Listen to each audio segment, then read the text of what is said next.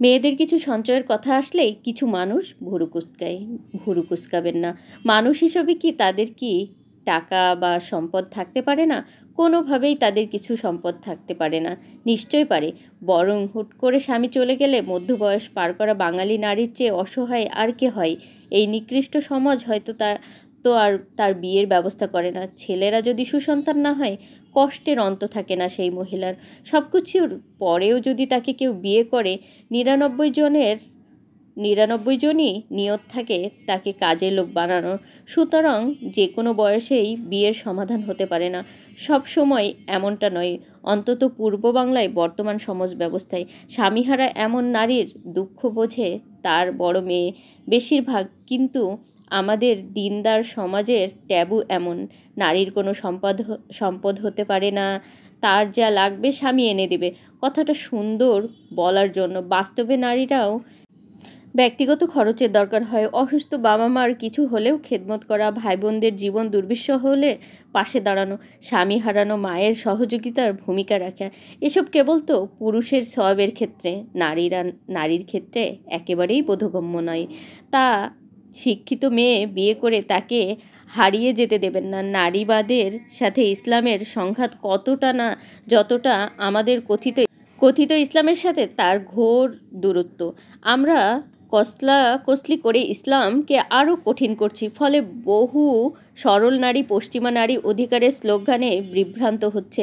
আমি সবসময় বলি, প্রতিটা মানুষের জীবন আছে, স্বপ্ন আছে, ব্যক্তিত্ব আছে।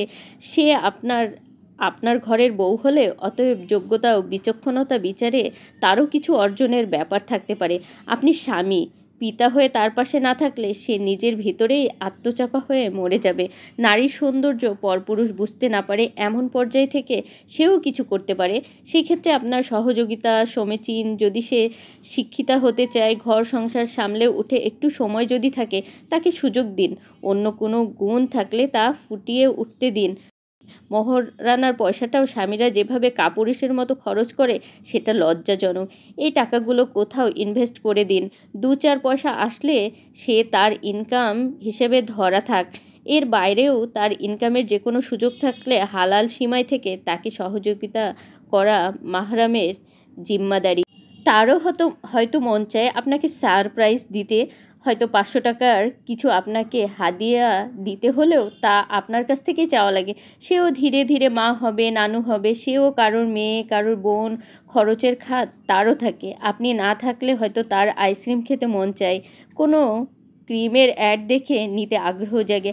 হাত খরচের নামে এসব দিয়ে পারবেন না। তারপরেও তার কোনো সম্পদ থাকলে সেটাকে বর্ধনশীল খাতে ইনভেস্ট করে দিন। কোনো যোগ্যতা থাকলে ২-১ পয়সায় রাস্তা বের করে দিন। মেধাবী হলে নারী সংক্রান্ত সামাজিক যে কোনো কাজে লাগান। দরকারে বাসার কাজ থেকেও তাকে কিছুটা অব্যাহতি দিন। মেয়ের জন্য ৫,০০০ টাকা পকেট থেকে বের করুন, কিছু একটা কিনুন, ধরে রাখুন এটা তার সম্পদ। দেখবেন ১২ বছর বয়স হতে হতে সেই ৫,০০০ লাখ পেরিয়েছে। এটাই তার সম্পদ থাকুক। বিয়ের সময় টাকাগুলো তার হাতে তুলে দিন, বলুন এগুলো তোমার।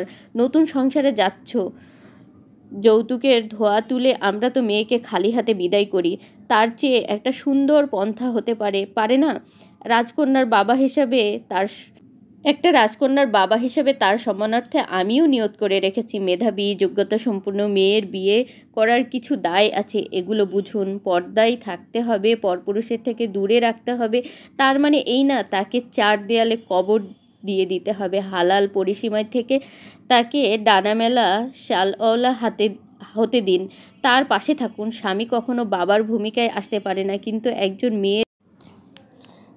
একজন মেয়ের জীবনে বাবার চেয়ে স্বামীর গুরুত্ব বেশি। কেন? কখনো নিরিবিলি বসে ভেবেছেন? ভেবে দেখুন, নিশ্চয়ই বুঝতে পারবেন বিষয়টা।